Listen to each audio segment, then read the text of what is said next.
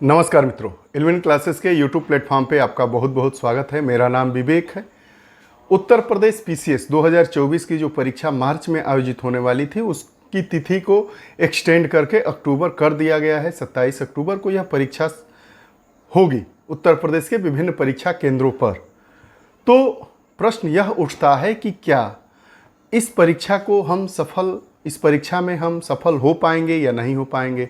आप देखते होंगे कि जो कई छात्र होते हैं, अनेकों छात्र होते हैं, वो पहली बार में ही परीक्षा में सफल हो जाते हैं और कई छात्र होते हैं वो जो 3-4 अटेम्प्ट के बाद सफल होते हैं।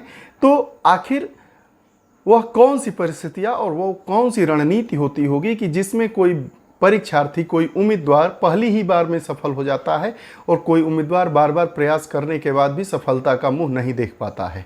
तो इसके पीछे एक प्रमुख जो वजह होती है वो हमारी रणनीति की होती है। उस रणनीति को आज जानेंगे। अगर आप गंभीर हैं तो इस वीडियो को देखिएगा। अगर आप चैनल को नहीं सब्सक्राइब किए हैं तो चैनल को सब्सक्राइब करिएगा, बेल आइकन का बटन दबा दीजिएगा ताकि जो भी हमारी नई वीडियोज़ आए उसका नोटिफिकेशन आप तक पहुँचे। इस पूरी हम वीडियो सेशन में बात करेंगे कि जो पीसीएस का परीक्षा होता है उसका सिलेबस क्या होता है, सिलेबस में जो मुख्य विषय होते हैं उन मुख्य विषय में कौन कौन से मुख्य टॉपिक होते हैं, उन टॉपिक को हम कैसे पढ़ें कि हमें याद हो जाए। दूसरी चीज़, किन किन किताबों का सहारा लेना चाहिए अपनी इस पीसीएस की परीक्षा को पास करने के लिए। उसके बाद क्या विगत वर्षों के प्रश्न पत्रों को भी सॉल्व करना चाहिए। क्या परीक्षा को पास करने में हम देखे हैं कि कई स्टूडेंट होते हैं वो जीएस का पेपर तो बहुत अच्छा करके आते हैं लेकिन सीसेट में उनकी अनिश्चितता बनी रहती है कि क्या हम सीसेट में पास कर पाएंगे या नहीं। तो सीसेट की भी हमारी रणनीति क्या होनी चाहिए, हमें किन किन किताबों का सहारा लेना चाहिए, कितने घंटे पढ़ना चाहिए, कहाँ से पढ़ना चाहिए, कब पढ़ना चाहिए। जो ढेर सारे सब्जेक्ट होते हैं उन सब्जेक्टों का कॉम्बिनेशन किस प्रकार बना के हमको पढ़ना चाहिए। तो आज इस वीडियो सेशन में हम उन सभी मुद्दों पर बात करने वाले हैं। थोड़ा सेशन लंबा होगा, ध्यान से देखिएगा। यूपी पीसीएस 2024 एग्जाम तैयारी की सही रणनीति आपको पीसीएस बनाएगी। क्या पढ़े, कितना पढ़े, कैसे पढ़े, सब कुछ इसमें बताया जाएगा। परीक्षा की 4 रणनीतियों पर बात करेंगे कि जो आपके लिए परीक्षा को में सफलता दिलाने के लिए रामबाण का काम करेगी। और यकीन मानिए, विश्वास मानिए, अगर आप इन रणनीति का सहारा लेकर आप पढ़ते हैं तो आप निश्चित तौर पर आप परीक्षा पास कर जाएंगे। तो जो यह पीसीएस 2024 की परीक्षा है पहले 17 मार्च को होने वाली थी लेकिन इसकी तिथि एक्सटेंड हो गई, 27 अक्टूबर 2024 को आयोजित होगी। चुनावी मौसम भी समाप्त हो गया है, नई सरकार का गठन हो गया है। तो अब निश्चित तौर पर ऐसा देखा जा रहा है कि जो भी परीक्षाएं होंगी वह जल्दी जल्दी होंगी और नियत समय पर करवा दी जाएंगी। उसके पीछे के कारणों को आप सभी जानते ही होंगे। तो जो अब तैयारी की ओर हमें लौटना चाहिए, अपनी तैयारी को नई दिशा देनी चाहिए। अब एक नए उमंग और जोश के साथ लगकर पढ़ना है और परीक्षा को पास करना है। तो देखिए, जो पहली हमारी रणनीति है, कम किताबें पढ़ें लेकिन बार बार पढ़ें। पहली रणनीति हमारी क्या होनी चाहिए कि जैसे जैसे हम ज़्यादा दिनों तक तैयारी करते रहते हैं हमारे कमरे में किताबों की संख्या बढ़ती चली जाती है। एक एक विषय की 10-10, 15-15 किताबें हो जाती हैं। और असलियत यह होती है कि हम किसी भी किताब को पूरी गंभीरता से नहीं पढ़ पाते हैं। जब नई किताबें खरीद के लाते हैं तो 2-3 दिन 4 दिन पढ़ते हैं, उसके बाद धीरे धीरे उसको छोड़ देते हैं। छोड़ इसलिए देते हैं कि हम देखते हैं कि ये तो हमारी पुरानी वाली जो पहले हमारे पास इस विषय की किताब थी उसमें भी था। तो सबसे पहली बात कि हमें कम किताबों का सहारा लेना चाहिए लेकिन वो जो किताबें हों वो गुणवत्तापूर्ण हो। सभी किताबें गुणवत्तापूर्ण होती हैं। बार बार पढ़िए, बार बार पढ़ेंगे तो नए नए कॉन्सेप्ट मिलेंगे और आपके मन मस्तिष्क में उस विषय के प्रति एक गंभीर विचार और दर्शन डेवलप होगा। उसके बारे में आपको ज्ञान मिलेगा और आप उस विषय में पारंगत हो जाएंगे। कम किताबों का सहारा ले लेकिन वो किताबें हों ऐसी जिसको बार बार आप पढ़ें। एक ही किताब एक सब्जेक्ट के लिए रखिए, यकीन मानिए वही आपको सफलता दिलाएगी लेकिन उसको 10 बार पढ़िए। दूसरी बात, विगत वर्ष के प्रश्न पत्रों को बार बार हल करें। हम जब पीसीएस का पैटर्न देखते हैं तो विगत वर्षों का अगर 15 सालों का पेपर आपको रटा है तो समसामयिकी को छोड़ दीजिए तो जितने प्रश्न आते हैं उसके 60 से 70% तक उसी विगत वर्ष के प्रश्न पत्रों से आते हैं। जो विगत वर्ष के प्रश्न पत्र कहते हैं आप लोग कि नहीं पूछे जाते हैं, जो 4 विकल्प होते हैं, अगर उन 4 विकल्पों पर भी हम अपना ध्यान दौड़ाएं और 4 विकल्पों के बारे में भी जानें तो यह तैयारी निश्चित तौर पर आप यकीन मानिए 70 से 80% तक आप जीएस पेपर की तैयारी कर चुके होते हैं अगर विगत वर्षों के प्रश्न पत्रों को आप सही तरीके से और उनके केवल जो सही ऑप्शन होता है उनके अलावा जो 3 ऑप्शन होते हैं उन ऑप्शनों के बारे में जब आप नोट करके और पढ़ के और अपनी एक समझ बना लेते हैं। तो अगली जो तीसरी रणनीति होती है, करंट अफेयर्स का नोट डेली तैयार करें। अखबार से आप अगर विगत वर्षों के प्रश्न पत्र को देखेंगे तो आप समझेंगे कि करंट अफेयर्स में क्या पूछा जाता है।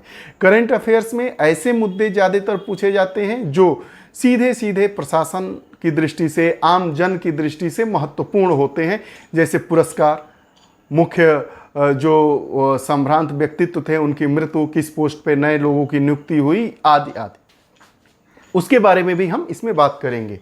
रणनीति 4 क्या होती है कि जो हमारा सीसेट होता है उसको हम अपना समय दें, रोज 1 घंटे ही दें लेकिन रोज दें। अब सीसेट भी आसान होता है, हिंदी पढ़ना है, अंग्रेजी पढ़ना है, थोड़ा अंकगणित है, रीजनिंग है, और उसके बाद कम्युनिकेशन स्किल पर बात कर लेंगे, वो है उद्देश्य कथन वाले होते हैं। यह 5-6 टॉपिक ही महत्वपूर्ण होते हैं जिसको अगर हम पढ़ लेंगे तो हमारा सीसेट आसानी से क्वालिफाई हो जाएगा। कि किस विषय से कितने प्रश्न लगभग पूछे जाते हैं तो यह कैसे पता चलेगा। हमने विगत 10 वर्षों के प्रश्न पत्रों को का गहनता से अध्ययन किया और टॉपिक वाइज और विषय वाइज कितने प्रश्न पूछे जाते हैं उसके बारे में हमने देखा और उसी का प्रस्तुतिकरण और उसी का साझाकरण आपके साथ इस वीडियो के सेशन के माध्यम से किया जा रहा है। राज्य व्यवस्था, भारतीय इतिहास, सामान्य विज्ञान, भूगोल, पर्यावरण, अर्थव्यवस्था, राज्य विशेष, जनसंख्या, नगरीकरण, समसामयिकी एवं विविध। तो जो राज्य व्यवस्था होता है उससे 18 से 22 प्रश्न पूछे जाते हैं। जो भारतीय राज्य व्यवस्था होता है उससे 18 से 22 प्रश्न पूछे जाते हैं और यह जो प्रश्न होते हैं उसमें करीब मान लीजिए कि 3-4 प्रश्नों को छोड़कर बाकी कॉन्सेप्चुअल होते हैं जिसको आप रट लेंगे तो गलत होने की संभावना ना के बराबर है। दूसरा विषय आता है हमारा भारतीय इतिहास। इसकी भी बहुत महत्वपूर्ण भूमिका होती है। 20 से 25 प्रश्न पूछे जाते हैं। चूंकि भारतीय इतिहास में 3 खंड हो जाते हैं, आपका प्राचीन इतिहास, मध्यकालीन इतिहास और आधुनिक इतिहास, तीनों से प्रश्न पूछे जाते हैं। इसमें प्राचीन इतिहास और आधुनिक इतिहास से ज़्यादा प्रश्न पूछे जाते हैं और मध्यकालीन इतिहास से प्रश्न पूछे जाने की क्षमता अधिकतर बार देखा गया है कि बहुत मामूली होती है। उसके बाद बात करते हैं सामान्य विज्ञान। सामान्य विज्ञान में करीब 8 से 12 या 15 प्रश्न पूछ लिए जाते हैं किसी वर्ष। तो यह जो सामान्य विज्ञान भी होता है इसके भी 3 खंड होते हैं, भौतिक, रसायन और जीव। तो भौतिक से भी प्रश्न पूछे जाते हैं, रसायन से थोड़े से कम प्रश्न पूछ लिए जाते हैं और जीव विज्ञान से ज़्यादा प्रश्न पूछे जाते हैं। भूगोल में भी 2 विषय होते हैं, एक भारत का भूगोल, एक विश्व का भूगोल। तो कुछ टॉपिक ऐसे हैं कि जो भारत के भूगोल के अलग होते हैं, लेकिन कुछ टॉपिक ऐसे हैं कि भारत का भूगोल और विश्व का भूगोल अगर हम एक साथ रखकर पढ़ें तो हमारा सिलेबस भी आसान हो जाएगा और एक ही जगह नोट्स भी बन जाएगा और उसको हम अच्छे तरीके से याद कर पाएंगे और उसको रट पाएंगे। कुछ चीज़ें विश्व के भूगोल में भी ऐसी होती हैं जिसको हम भारत के भूगोल से अलग रखकर देख सकते हैं। जैसे अगर हम ब्रह्मांड की बात करें, सौरमंडल की बात करें, इस प्रकार के जो टॉपिक है उसके बारे में हम अलग से पढ़ेंगे, तब हमारी भूगोल की जो पकड़ होगी वो मजबूत होगी। भूगोल जो विषय होता है इसको ध्यान से पढ़ने पर लगभग सभी प्रश्न हो जाते हैं। आगे पर्यावरण बहुत ही छोटा सिलेबस है पर्यावरण का, करीब 10 टॉपिक हैं इसमें मुख्यतः। उससे करीब आप देखे हैं 25 से 30 प्रश्न पूछ लिए जाते हैं पर्यावरण से। पर्यावरण और अगर हम करंट अफेयर्स एक साथ जोड़कर देखें तो यह प्रश्नों की संख्या हो जाती है। तो कई लोग उसको पर्यावरण को मानते हैं और कई लोग उसको करंट अफेयर्स का मानते हैं। चूँकि यह परीक्षा में प्रश्न पत्रों के प्रश्नों की संख्या पर निर्भर करता है, इसलिए यह भी एक महत्वपूर्ण होता है और पर्यावरण पर हमें विशेष ध्यान देना चाहिए। और विगत वर्ष के आए हुए जो प्रश्न होते हैं उनको अगर आप पढ़ लेंगे तो यकीन मानिए पर्यावरण के लगभग सभी प्रश्न आप पूरा कर सकते हैं। अर्थव्यवस्था का इस समय बहुत ही कमज़ोर रोल हो गया है। 10 से 12 प्रश्न, कभी 15 प्रश्न, कभी 5-6 प्रश्न पूछ लिए जाते हैं और वो भी कॉन्सेप्चुअल पूछे जाते हैं, जीडीपी क्या होता है, कुछ जो शब्दावलियाँ होती हैं उन पर बात कर लेंगे। योजनाएं होती हैं, आपका आयोग होता है जैसे प्लानिंग कमीशन है, नीति आयोग है। उसके बाद अगर बजट से भी प्रश्न पूछे जाते हैं और बजट से दो प्रकार के प्रश्न पूछ लिए जाते हैं, और एक केंद्रीय बजट और एक राज्य विशेष बजट। इसको अगर हम राज्य विशेष में देखें तो राज्य के बजट को शामिल कर लेते हैं, और अगर अर्थव्यवस्था के दृष्टिकोण से देखें, सिलेबस के दृष्टिकोण से देखें तो जो संघ का बजट होता है, केंद्र का बजट होता है, इसमें उसको शामिल किया जाता है। अब राज्य विशेष की बात करें, राज्य विशेष का तो पहले बहुत ही बड़ा योगदान रहता था, लेकिन 4-5 सालों में आप देखेंगे तो जो यूपी स्पेशल, जिसको राज्य विशेष कहा जाता है, चूंकि हम उत्तर प्रदेश परीक्षा पीसीएस की ही बात कर रहे हैं, तो जो यूपी स्पेशल से प्रश्न पूछे जाते हैं उनकी संख्या 5, 6, 7, कभी कभी 4, कभी कभी 2 ऐसे रहती है। तो इसको भी भूलना नहीं है, ध्यान रखना है। पीसीएस का जो ट्रेंड होता है अचानक यू टर्म ले लेता है, तो इसको ध्यानगत रखते हुए हम राज्य विशेष पर भी गंभीरता से ध्यान देंगे और उसको पढ़ेंगे। जनसंख्या एवं नगरीकरण, यह तो बहुत आसान हो गया है। अगर आप 3-4 बार से एग्जाम दे रहे हैं, पढ़ रहे हैं 3-4 साल से, तो जनसंख्या एवं नगरीकरण बहुत ही, क्योंकि ये जो परीक्षा होगी इसमें नगरीकरण के नए आंकड़े न ही शामिल होंगे न जनसंख्या के, क्योंकि यह जो 2011 के सेंसस के आधार पर ही जनसंख्या के आंकड़े पूछे जाएंगे। चूँकि यह हमारा जो जनसंख्या के आंकड़े हैं या जो जनगणना करवाई जानी है वो 2025-26 में करवाई जाएगी, तो 24-25 के पहले जो भी परीक्षा होगी और अगर उससे जनसंख्या से प्रश्न पूछे जाते हैं, सेंसस से प्रश्न पूछे जाते हैं, तो वह 2011 की जनसंख्या के आंकड़ों पर ही मुख्यतः आधारित होता है।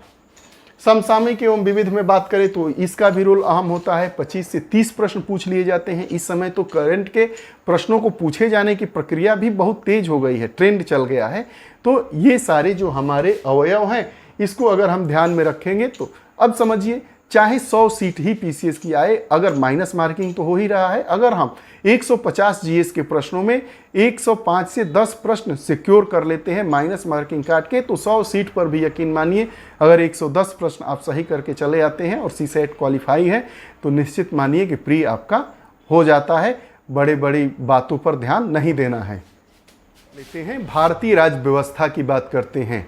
भारतीय राज्य व्यवस्था बहुत ही रोचक विषय है, इसको भी हम लोग पढ़ेंगे। हमारी कक्षाएं 3 जुलाई से प्रारंभ होगी, प्रतिदिन सुबह 8 बजे से। आप अगर हमारे चैनल को सब्सक्राइब नहीं किए हैं, सब्सक्राइब करिए। गंभीर छात्र हैं तो इसको पढ़िए।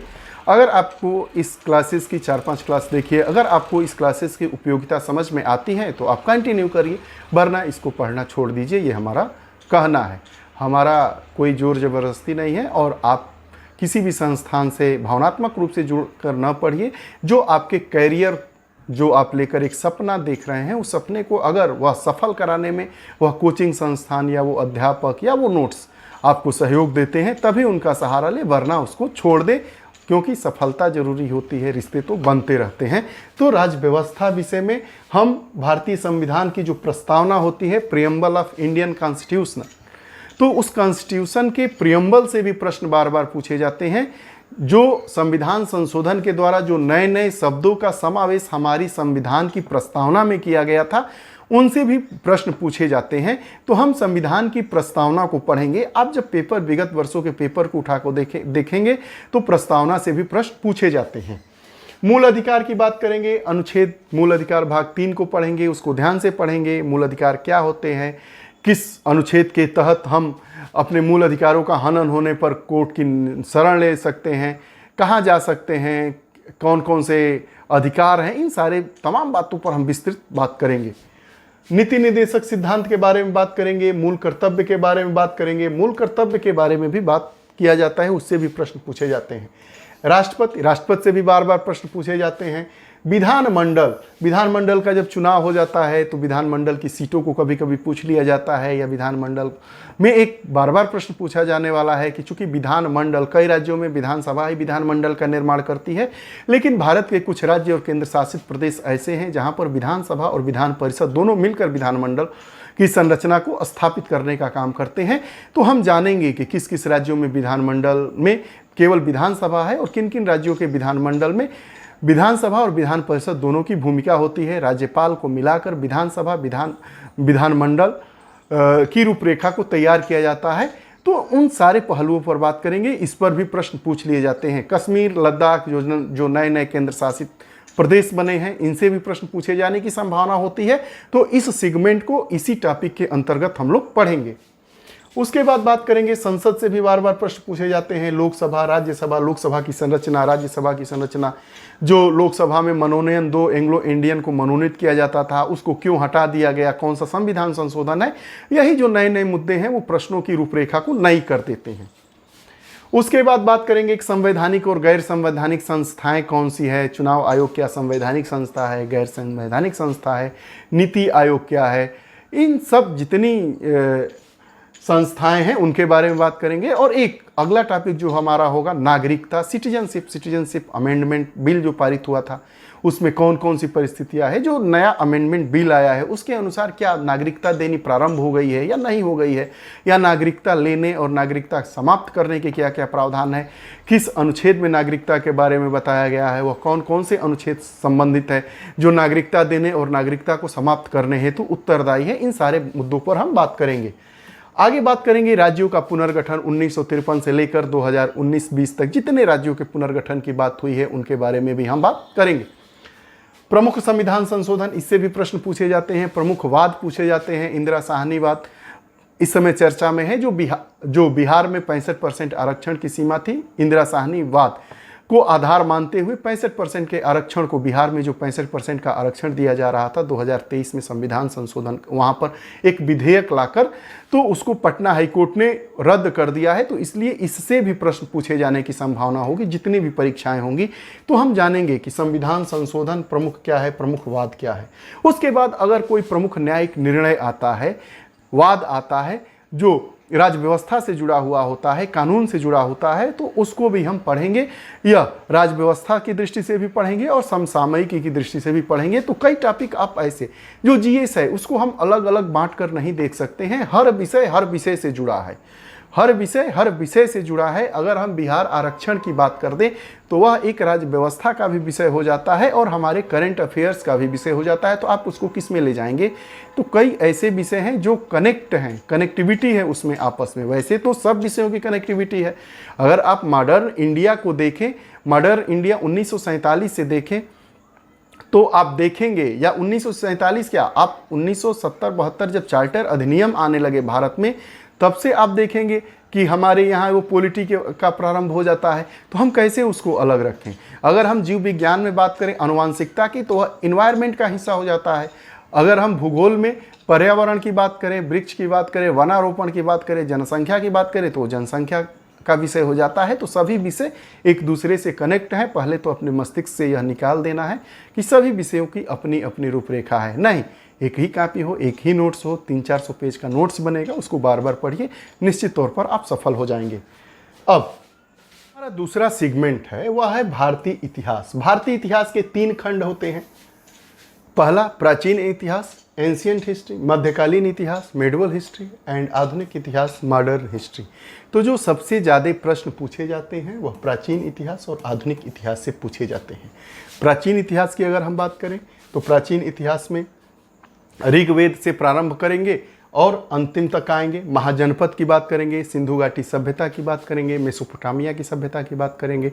उससे संबंधित जो बातें होंगी उसको हम अपने इस परिचर्चा में, अपनी इस कक्षा में जो 3 जुलाई से प्रारंभ होगी उसमें हम रखेंगे। उसके बाद प्रमुख स्थल, उत्खननकर्ता, दयाराम साहनी, चंद्रहूडो, इन सब सारे अवयवों को शामिल किया जाएगा। दक्षिण भारत के राज्य हैं, चोल चालुक्य की बात कर लेंगे। अभिलेख जो है, हाथी गुम्फा अभिलेख, अशोक के अभिलेख, शिलालेख, अभिलेख और शिलालेख दोनों, अभिलेख और शिलालेख दोनों अलग अलग बातें होती हैं। दोनों बातों को बारे में जानेंगे। अभिलेख किसे कहते हैं, कौन सा अभिलेख क्यों प्रसिद्ध है, बार बार क्यों पूछा जाता है, उनकी पृष्ठभूमि को जानते हुए, ताकि यह चीज़ें हमें याद हो जाए। शिलालेख की भी बात करेंगे और आगे उसमें बात करेंगे जितने धर्म हैं, चाहे बौद्ध हो, चाहे जैन हो, चाहे इस्लाम धर्म हो, चाहे ईसाई धर्म हो, चाहे हिंदू धर्म हो, सब धर्मों के, वैष्णव धर्म हो, शैव धर्म हो, सबके बारे में हम थोड़ी थोड़ी महत्वपूर्ण बातों को जानेंगे, जिससे बार बार परीक्षाओं में प्रश्न पूछे जाते हैं। भारतीय इतिहास का दूसरा जो पार्ट होता है मध्यकालीन इतिहास। तो मध्यकालीन इतिहास, भारत का मध्यकालीन इतिहास, इसमें बहुत ज़्यादा चीज़ नहीं होता है। प्रमुख स्थल, उसको किसने बनवाया, जैसे स्थल में मस्जिद हो गया, मंदिर हो गया, या किला हो गया, किसने बनवाया है, कब निर्मित हुआ है, इन सब चीज़ों के बारे में ज़्यादा पूछा जाता है। शासकों का कालक्रम, मुगलों का कालक्रम, या मुगल में जो जो शासक रहे हैं उनका कालक्रम लगाने के लिए आता है, यह महत्वपूर्ण हो जाता है। शासन का कालक्रम, प्रमुख पुस्तकें व लेखक, इससे ज़्यादा नहीं पढ़ना है। इससे ज़्यादा पढ़ेंगे तो एक दो प्रश्नों का हेर फेर होगा, लेकिन आपका समय बहुत ज़्यादा खराब होगा। तो इसलिए यही 4-5 जो टॉपिक है बार बार याद भी हो जाएंगे, पढ़ते रहेंगे तो इनका नोट्स भी 4-5 पेज 10 पेज में आ जाएगा। हम उसको बार बार पढ़ेंगे तो यकीन मानिए परीक्षा में अगर मध्यकालीन भारत के इतिहास से प्रश्न पूछा जाएगा तो आपके लगभग सभी प्रश्न हो जाएंगे। वहीं पे जो तीसरा इसका खंड होता है आधुनिक भारत का इतिहास, आधुनिक इतिहास जिसको कहते हैं, इसमें हम 1600 ईस्वी से बात करेंगे, जब विदेशी कंपनियों का आगमन होता है। कौन सी कंपनी पहले आई, किसने अपनी कोठी कहाँ स्थापित की, किसने कपड़ा मिल, किसका अपना आपस में संघर्ष हुआ, उन संघर्षों के बारे में भी जानेंगे। और वो जितनी विदेशी कंपनियां आई थी वो कब आई, कब गई, भारत की किन किन राज्यों को अपने अधीन रखी थी, कब वह भारतीय राज्य उनकी मुक्ति से मुक्त हो सके, इन सारे बातों को हम इतने इस टॉपिक में पढ़ेंगे। 1857 का विद्रोह, इसको प्रथम भारतीय स्वतंत्रता संग्राम भी कहा जाता है, का विद्रोह कहा जाता है। किस शासक ने कहाँ की बागडोर संभाली, उसको हटाने के लिए किस अंग्रेजी शासक ने, अंग्रेजी सेनापति ने या गवर्नर जनरल ने वहाँ की इस स्थिति को नस्तानाबूद कर दिया, इन सारे बातों पर हम बात करेंगे। उसके बाद प्रमुख आंदोलन, चाहे वो किसान आंदोलन हो, चाहे जन आंदोलन हो, चाहे धार्मिक आंदोलन हो, इसके बारे में बात करेंगे। प्रमुख आयोग जैसे हंटर कमीशन क्या था, बलि प्रथा का त्याग किस कमीशन के द्वारा किया गया, सती प्रथा किस कमीशन के द्वारा हटाया गया, इन सारे कमीशनों के बारे में हम बात करेंगे। शारदा अधिनियम क्या था, किससे संबंधित था, इन मुद्दों पर हम बात करेंगे। उसके बाद बात करेंगे प्रमुख संस्थाएं, जितने, चाहे वीर सावरकर हो, चाहे अभिनव संस्थान की बात करें, चाहे यंग इंडिया की बात करें, चाहे न्यू इंडिया की बात करें, जितने संस्थान थे, चाहे विदेशों में जाकर भारतीय स्वतंत्रता संग्राम सेनानियों के द्वारा, अग्रदूतों के द्वारा जो संस्थाएं खोली गई, जैसे श्याम कृष्ण वर्मा के द्वारा कौन सी संस्था खोली गई, उनके बारे में भी हम अपने इस कक्षा में बात करेंगे। उसके बाद गवर्नर जनरल और उनके प्रमुख कार्यों के बारे में बात करेंगे। इससे भी प्रश्न पूछा जाता है। 1772 से लेकर 1947 तक जितने गवर्नर जनरल बने हैं सबके बारे में बात करेंगे। उनके बारे में जो मोटी मोटी और महत्वपूर्ण बातें होंगी, किसी को नहीं छोड़ा जाएगा, सबको हम लोग मिल बांट के पढ़ेंगे। आगे प्रमुख विद्रोह के बारे में बात कर लेंगे। संथाल विद्रोह क्या था, किसान विद्रोह क्या था, इन जितने विद्रोह हुए हैं, क्षेत्रीय विद्रोह हुए हैं, नील विद्रोह हुआ है, चंपारण क्या में विद्रोह किस लिए हुआ था, इन सारे अवयवों को हम इस अपने आधुनिक भारत के इतिहास में शामिल करते हुए पढ़ेंगे। ये जो इतिहास का, हमारा भारतीय इतिहास का जो सेगमेंट होगा वो बहुत ही महत्वपूर्ण होगा। इसको भी हम लोग बहुत ही ध्यान से पढ़ेंगे। विषय आता है वो सामान्य विज्ञान। सामान्य विज्ञान के भी अपने 3 पार्ट हैं, एक भौतिक विज्ञान, रसायन विज्ञान और जीव विज्ञान। छोटा सेगमेंट है, प्रश्न ज़्यादा पूछे लिए जाते हैं, कभी कभी गलत होने की संभावना हो जाती है, क्योंकि आर्ट विषय के बच्चे यह समझ लेते हैं, उम्मीदवार भाई मित्र, कि यह साइंस के बच्चे सॉल्व, लेकिन ऐसा नहीं है। जो ये कंपटीशन में प्रश्न पूछे जाते हैं वह सामान्य प्रश्न होते हैं। अगर आप उस पर ध्यान देंगे तो आप उसको सही तरीके से सॉल्व कर पाएंगे। तो जो भौतिक विज्ञान की संरचना है उसमें मात्रक, राशियाँ, इसके बारे में मूल मात्रक कौन से हैं, अदिश राशियाँ कौन सी हैं, सदिश राशियाँ कौन सी हैं, किसका मात्रक क्या है, इनके बारे में हम पढ़ लेंगे। बहुत ही छोटा टॉपिक है लेकिन बहुत ही महत्वपूर्ण है। उसके बाद प्रकाश के बारे में बात करेंगे, एनर्जी के बारे में बात करेंगे, लेंस के बारे में बात करेंगे, आँखों से संबंधित अवतल लेंस, उत्तल लेंस, गोलक लेंस क्या होता है, उससे कौन से रोग होते हैं, इन सब के बारे में बात करेंगे। उसके बाद जो महत्वपूर्ण भौतिक विज्ञान से पूछा जाता है, आविष्कार और उसके आविष्कारकर्ता कौन है, इस विषय के बारे में भी हम बात कर लेंगे। बहुत ही छोटा सेगमेंट है लेकिन यकीन मानिए 4 से 5 प्रश्न पूछ लिए जाते हैं, इसलिए यह महत्वपूर्ण है। रसायन विज्ञान की बात करेंगे, सामान्य विज्ञान का ही एक काल खंड है, विषय खंड है। इसमें कार्बन, उसके यौगिक के बारे में बात करेंगे, ईंधन पूछेंगे, धातुएं पूछेंगे, अधातुएं पूछेंगे, जैसे तांबा किससे मिलकर बना है, पीतल क्या है, एल्युमिनिया का में कितने प्रतिशत मात्रा लोहे की होती है, सिल्वर किसका कुचालक है, किसका सुचालक है, ये सारी जो चीज़ें हैं इसी में हम लोग पढ़ेंगे। उसके बाद मानव निर्मित पदार्थों के बारे में पढ़ेंगे और पदार्थ और उसकी प्रवृत्ति क्या है, लिटमस पर किसके टेस्ट के लिए लिटमस का प्रयोग करते हैं, अगर नीला रंग आ गया, लाल रंग आ गया, हरा रंग आ गया तो उसकी क्या क्या उपयोगिता होती है, यह प्रश्न पूछ लिया जाता है, इसलिए इसको पढ़ना बहुत जरूरी है। भौतिक विज्ञान के तीसरे खंड पर आते हैं जीव विज्ञान। तो यह महत्वपूर्ण हो जाता है, क्यों? क्योंकि जीव विज्ञान में हम आनुवांशिकी की बात करेंगे, जैव विकास की बात करेंगे और मानव शरीर तंत्र व रोग की बात करेंगे। और जीव विज्ञान का एक दूसरा पार्ट होता है जंतु विज्ञान, उसको भी इसमें हम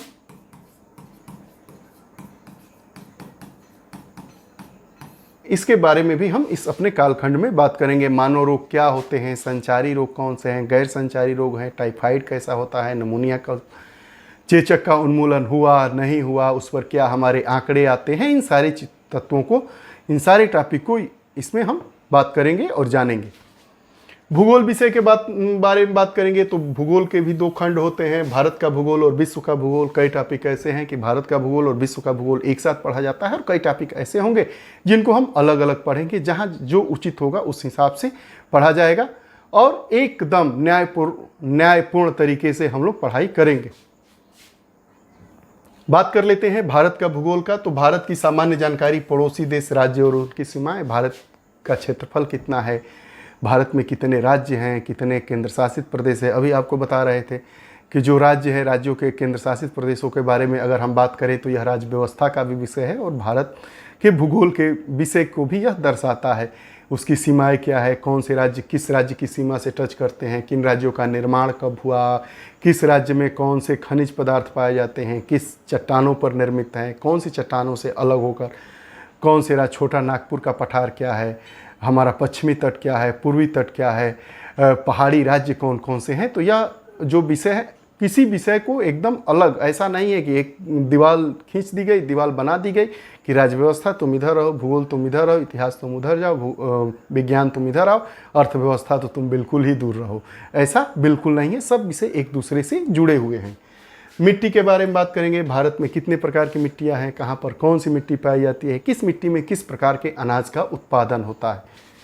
जलवायु के बारे में बात करेंगे, फसलें, मुख्यतः भारत में 3 प्रकार की फसलें होती है, खरीफ फसल, रबी फसल, और खरीफ और रबी के बीच का जो 2-3 महीने का समय होता है उसमें जायद की फसल हो जाती है फसल। अब देखिए, अब इसको कई लोग क्या कहते हैं, कृषि, कृषि से अलग छांट के, लेकिन भूगोल का पार्ट ही एक कृषि है जो परीक्षाओं में पूछा जाता है, तो हम उसको भूगोल के माध्यम से ही पढ़ेंगे।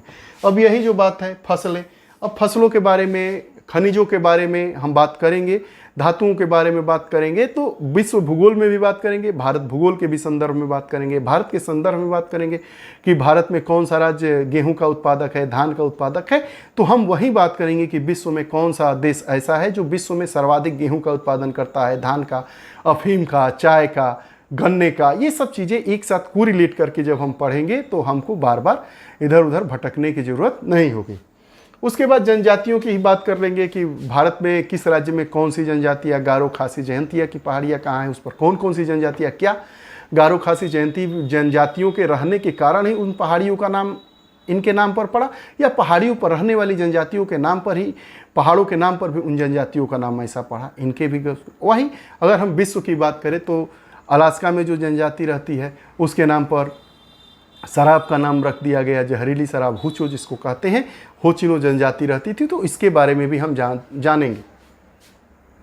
भूगोल की बात करें तो इसमें हम ब्रह्मांड की बात करेंगे, यूनिवर्स की बात करेंगे, सौर मंडल की बात करेंगे, सोलर सिस्टम की बात करेंगे, सोलर सिस्टम में कितने प्लैनेट्स होते हैं, ग्रह क्या होते हैं, उपग्रह क्या होते हैं, क्षुद्र ग्रह क्या होते हैं, क्षुद्र ग्रह किन ग्रहों के बीच में रहते हैं, कितने ग्रह है, वह उनका परिक्रमण काल क्या है, परिभ्रमण काल क्या है, वहाँ पर कौन से खनिज पाए जाते हैं, किस ग्रह पे कौन सा पहाड़ पाया जाता है, इन सारी चीज़ों को हम पढ़ेंगे।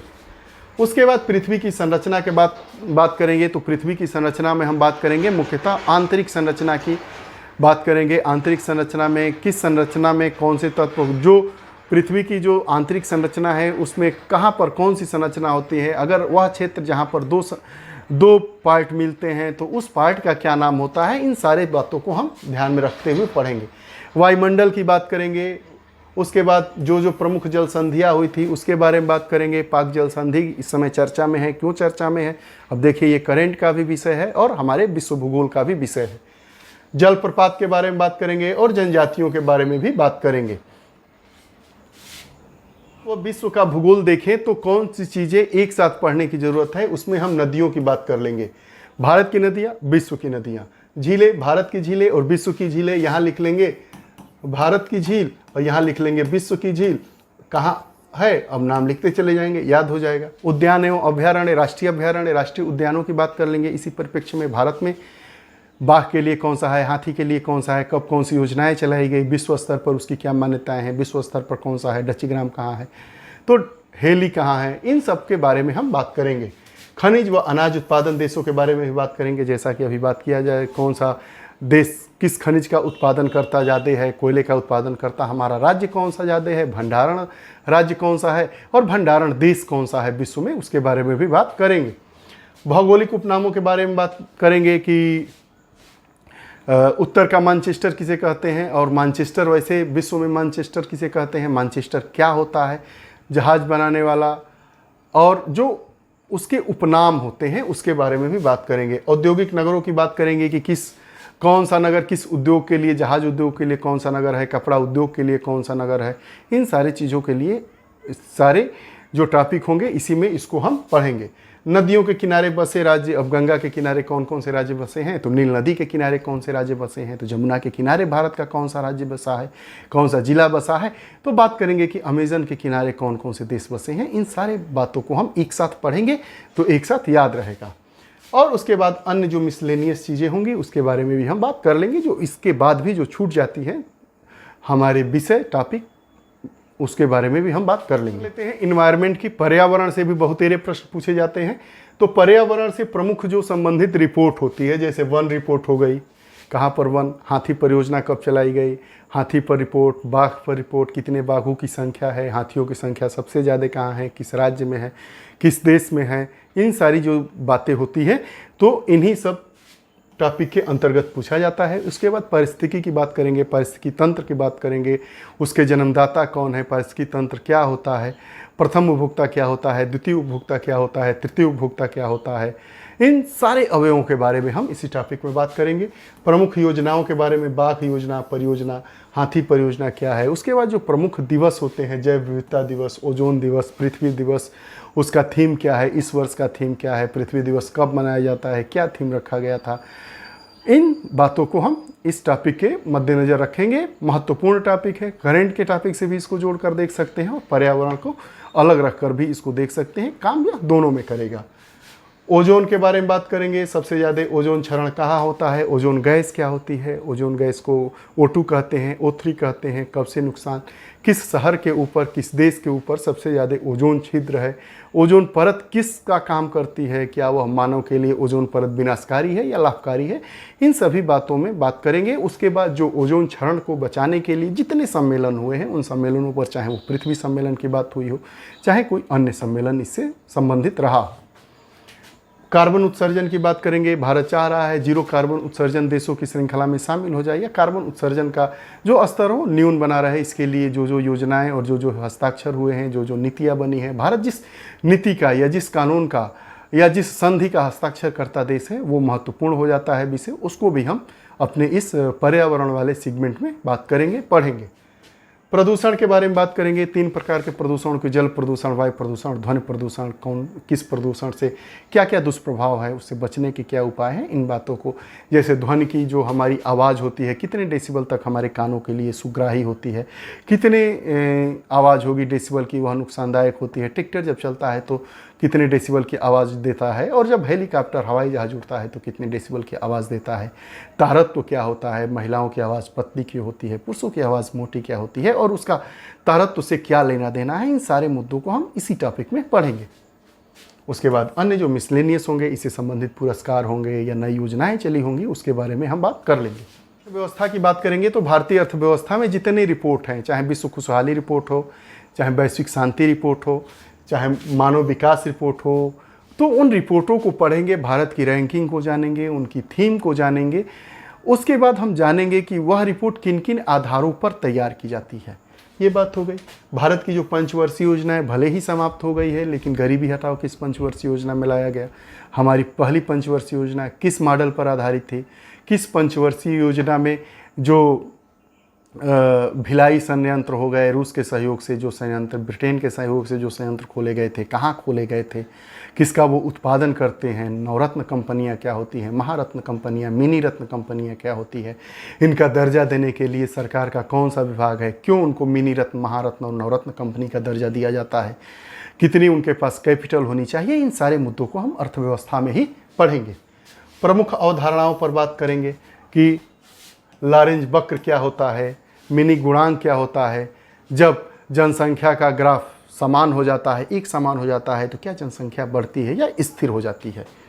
बैंकिंग सिस्टम की बात करेंगे कि जो हमारी बैंकिंग प्रणाली है उसमें बैंकों का राष्ट्रीयकरण कब किया गया, राष्ट्रीयकरण करने के पीछे क्या क्या स्थितियाँ रहीं, कितनी बार नोटें बदली गई, जैसे कि 500 रुपये की, 1000 रुपये की नोट बंद कर दी गई, 2000 की बंद कर दी गई।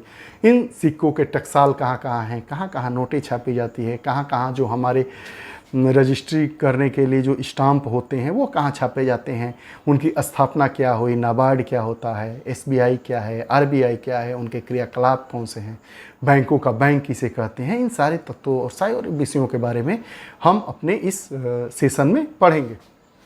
नीति आयोग के बारे में बात करेंगे। National institute of transforming India यह आयोग है या संस्थान है, इसके बारे में जो बहस छिड़ी है। उसके बाद इसके स्ट्रक्चर की बात करेंगे, बजट बात करेंगे, उससे संबंधित प्रमुख शब्दावलियों की बात करेंगे। बजट में शिक्षा के लिए कितने प्रतिशत, रक्षा के लिए कितने प्रतिशत, मनरेगा के लिए कितनी बजट का आवंटन हुआ, यह पूछा जाता है। अब यही देखिए, अर्थव्यवस्था का ये जो सेगमेंट है बजट वाला, यह करेंट से भी जोड़ के देख सकते हैं और आपका इकोनॉमी से भी, इकोनॉमिक्स पोर्शन से भी देखकर इसको जोड़कर देख सकते हैं।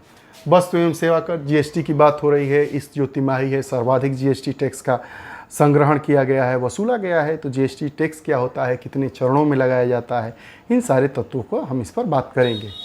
अब बात करेंगे भारतीय मुद्रा की बात करेंगे, टकसाल की बात करेंगे, सेबी, RBI, SBI, LIC, ये जितने संस्थान हैं, ONGC क्या होता है, सोनिक PG कौन सी कंपनी है या कंपनियों का समूह है, इनके बारे में हम अर्थव्यवस्था वाले सेगमेंट में पढ़ेंगे। यूपी स्पेशल भी पढ़ेंगे। यह भी परीक्षा में भले ही इस समय प्रश्न कम पूछे जाते हों, लेकिन हो सकता है कि आने वाले परीक्षाओं में उत्तर प्रदेश से जो परीक्षाएं होती है उसमें ज़्यादा प्रश्न पूछ लिया जाए। तो सामान्य जानकारी यूपी के बारे में बात करेंगे, कितने मंडल है, कितने ज़िले हैं, कितने नगर निगम हैं, कौन इनके बारे में, कौन सा ज़िला कौन से ज़िले के साथ अपनी सीमा रेखा साझा करता है, या उत्तर प्रदेश का कौन सा ऐसा जनपद है जो 4 राज्यों की सीमाओं के साथ घिरा हुआ है। उसके बाद जलवायु के बारे में बात करेंगे। प्रमुख संस्थान, चाहे वो कृषिगत संस्थान हो या शैक्षणिक संस्थान हो या स्वास्थ्य से संबंधित या शोध संस्थान हो, इसके बारे में बात करेंगे और जानेंगे। प्रमुख मेले, उनका आयोजन कहाँ होता है, ददरी मेला कहाँ लगता है, सालासर मेला कहाँ लगता है, बाराबंकी में कौन सा मेला लगता है, उसके बाद बहराइच में कौन सा मेला लगता है, इन सब के बारे में बात करेंगे। आगरा महोत्सव कब मनाया जाता है। उसके बाद प्रमुख व्यक्तित्व के बारे में बात करेंगे। अमीर खुसरो कौन से थे, तात्या टोपे, इन सब लोगों के बारे में हम इसमें बात करेंगे। और उत्तर प्रदेश सरकार के द्वारा जो प्रमुख, चाहे हिंदी साहित्य सम्मान की बात हो, चाहे उत्तर प्रदेश सरकार के द्वारा जो भी प्रमुख पुरस्कार दिए जाते हैं उनके बारे में बात करेंगे। और खनिज फल उत्पादन के बारे में बात करेंगे, लेकिन उत्तर प्रदेश को भारत से जोड़ते हुए इस पर हम बात करेंगे। बजट, उत्तर प्रदेश के बजट को भी देखेंगे कि इस बजट में किन किन नई योजनाओं का समावेशन किया गया है, उसके बारे में हम बात करेंगे। प्रमुख योजनाएं बजट में कोई आई है, लाडली योजना, बेटी बचाओ योजना, उसके बाद आपका नंद बाबा योजना, ये जो योजनाएं आई हैं उनके बारे में भी थोड़ी थोड़ी बातें कर लेंगे। जनसंख्या की बात करेंगे, किस जो हमारा उत्तर प्रदेश राज्य है उसकी जनसंख्या क्या है, साक्षरता दर क्या है, लिंगानुपात क्या है, उसको भारत के परिप्रेक्ष्य में जोड़कर देखेंगे। और उत्तर प्रदेश के जनपदों में जानेंगे कि सर्वाधिक जनसंख्या वाला जिला कौन सा है, सर्वाधिक जनघनत्व वाला जिला कौन सा है, कहाँ पर किस जिले में सर्वाधिक लिंगानुपात है, किस जिले में सर्वाधिक पुरुष महिला का अनुपात है, किस जिले की सर्वाधिक साक्षरता है, महिला साक्षरता कहाँ पर ज़्यादा है, पुरुष साक्षरता कहाँ पर ज़्यादा है, इन बातों को हम ध्यान में रखते हुए पढ़ेंगे। जनजातियों के बारे में भी बात कर लेंगे। जनजातियों के प्रमुख जो शादी विवाह या उनके जो संस्कार होते हैं, संस्कृतियाँ होती हैं, उनके बारे में भी हम बात करेंगे। बात करेंगे प्रथम, भारत में प्रथम मुख्यमंत्री, प्रथम महिला मुख्यमंत्री, प्रथम राज्यपाल, जो यह हमारी लोकसभा निर्वाचित हुई है, जो हमारी विधानसभा निर्वाचित हुई है, इसमें कितनी महिलाएं हैं, सर्वाधिक महिलाएं कहाँ से चुन के आई हैं, किस पार्टी से कितनी महिलाएं हैं, इसके बारे में पूछता है, हम इस पर बात कर लेंगे। उसके बाद अगर चुनाव हुआ है तो चुनाव से संबंधित हम तथ्यों को भी जानेंगे। इसको करंट से भी जोड़ कर देख सकते हैं और चूंकि यूपी से संबंधित है तो यूपी स्पेशल से भी इसको जोड़कर हम देख सकते हैं। नगरीकरण की बात करेंगे, इसमें जनगणना जनसंख्या का इतिहास हम बात करेंगे। 1872 से लेकर आज़ादी के बाद अभी 2011 तक जितनी जनगणनाएं हुई हैं उस पर हम बात करेंगे, उनका इतिहास क्या रहा। सर्वाधिक और न्यूनतम जनसंख्या, लिंगानुपात, जनघनत्व, साक्षरता आदि पर बात करेंगे। पुरुष आबादी, महिला आबादी, उन सब के परिप्रेक्ष्य में हम बात करेंगे। और नगरीकरण, सर्वाधिक 10 लाखी शहर कौन से हैं, न्यूनतम जनसंख्या वाला नगर कौन सा है, यह भारत के परिप्रेक्ष्य में होगा और राज्य के परिप्रेक्ष्य में भी होगा। समसामयिकी में बात करेंगे कि जो प्रमुख पुरस्कार हैं, चाहे वो खेल से संबंधित हो, चाहे साहित्य से हो, चाहे विज्ञान से हो, चाहे पत्रकारिता से हो, नोबेल पुरस्कार हो, एबेल पुरस्कार हो, शांति का पुरस्कार हो, इनके बारे में हम इसमें बात करेंगे। सैन्य अभ्यास जितने हुए हैं उनके बारे में बात कर लेंगे। प्रमुख आयोजन और आयोजन स्थल, G20 का आयोजन, G7 का आयोजन, भारत में जो अभी आयोजन हुआ था उसके बारे में बात करेंगे। प्रमुख पुस्तक और उसके लेखक बार बार पूछे जाते हैं। यह पुस्तकें पुरानी भी होती हैं और नवीन भी होती हैं। नवीन पुस्तकें ऐसी पुस्तकें होती हैं, उपन्यास होते हैं। अब अरुंधति राय UAPA का कानून पर लागू करके उनको जेल में बंद किया जा रहा है, तो उनके द्वारा जो लिखी हुई किताबें हैं वो महत्वपूर्ण हो जाती हैं।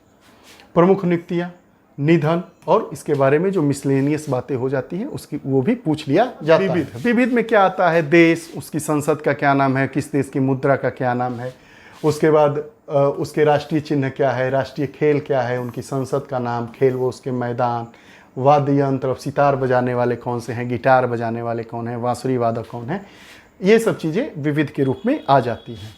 अगर हम सभी टॉपिकों को देखें, जितना हमने डिस्कशन किया, तो 100 से 120 टॉपिक के बारे में हमको पढ़ना है।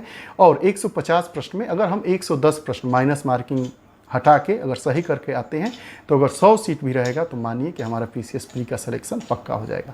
लेकिन केवल GS पर ही यह सफलता निर्भर नहीं करती है। इस सफलता को पाने के लिए एक इसका जो दूसरा पहलू है सिक्के का, वो है CSAT। तो CSAT को भी बिना पढ़े, बिना पास किए, CSAT का नंबर भले ही न जोड़ा जाता हो, लेकिन CSAT क्वालिफाई करना आवश्यक होता है। कम से कम 40% तो हम अंक ला ही दें ताकि हमारी सफलता सुनिश्चित हो जाए। ये भी माइनस मार्किंग का होता है। तो CSAT में कौन कौन से प्रश्न पूछे जाते हैं, उसमें सामान्य हिंदी, सामान्य अंग्रेजी, गणित, रीजनिंग, संचार कौशल, ये थोड़ा सा कठिन होता है। विश्लेषणात्मक क्षमता और तार्किक क्षमता, इस पर ज़्यादा समय दिया जाएगा। ये तो आप हिंदी भाषी राज्य से हैं तो इन सब चीज़ों को जानते होंगे, लेकिन रोज़ थोड़ा थोड़ा इसको पढ़ना चाहिए और पढ़ा भी जाएगा।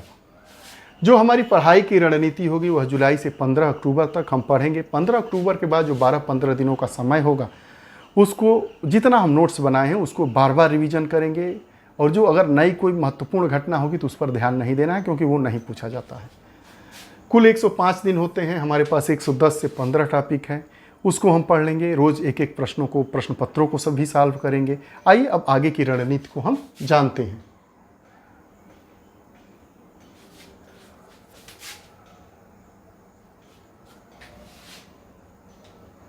अगर हम दो विषयों का कॉम्बिनेशन बना के 3 से 4 घंटे रोज पढ़ें तो हमारी पढ़ाई बिल्कुल सही हो जाएगी। तो अगर हम राज्य व्यवस्था और इतिहास को साथ में रख के पढ़ें तो पढ़ने में मन भी लगेगा और हम इसको आसानी से पढ़ सकते हैं। अगर 4 घंटे पढ़ें तो यह मानिए 60 घंटे अर्थात 15 दिन में ख़त्म हो जाएगा। और इसको पढ़ने के साथ साथ अगर हम यह कॉम्बिनेशन लेके चले, भूगोल और पर्यावरण, तो यह भी एक बेहतरीन कॉम्बिनेशन होता है। विज्ञान और समसामयिकी और राज्य विशेष और अर्थव्यवस्था, प्रत्येक 2 दिन पर हमें 1 वर्ष का सॉल्व पेपर करना चाहिए। पूर्व विगत में आए हुए जो प्रश्न होते हैं उनको सॉल्व करना चाहिए। CSAT को बार बार पढ़ना चाहिए, रोज़ पढ़ना चाहिए। जो का कॉन्सेप्ट नहीं याद आता हो उसको हमें रटने की ज़रूरत है, लिखने की ज़रूरत है, और लिख लिख के बार बार पढ़ा जाए। अगर हम 4 से 6 घंटे रोज़ पढ़ते हैं, 100 दिनों का समय है, 600 घंटे हो जाते हैं। यकीन मानिए 600 घंटे में आप 15 वर्षों का CSAT और GS का पेपर रट जाएंगे और पूरा सिलेबस कंप्लीट हो जाएगा। वैसे ही हम लोग पढ़ेंगे, वैसे ही ध्यान देंगे। और 3 जुलाई से हमारी कक्षाएं प्रारंभ होगी सुबह 7 बजे से। आप ज़रूर उसमें सहभाग करिएगा। अच्छा लगेगा तो उसको कंटिन्यू करिएगा, अच्छा नहीं लगेगा तो छोड़ दीजिएगा। अगर आप हमारे चैनल से नहीं जुड़े हैं तो चैनल से जुड़िए, बटन सब्सक्राइब बटन ऑन करिए, आपका जो बेल आइकन बटन होता है उसको भी ऑन करिए ताकि जो भी हमारी नई वीडियोज़ आए उसका नोटिफिकेशन आप तक आए। पुनः नई कक्षा के साथ उपस्थित होंगे। बहुत बहुत धन्यवाद। नमस्कार।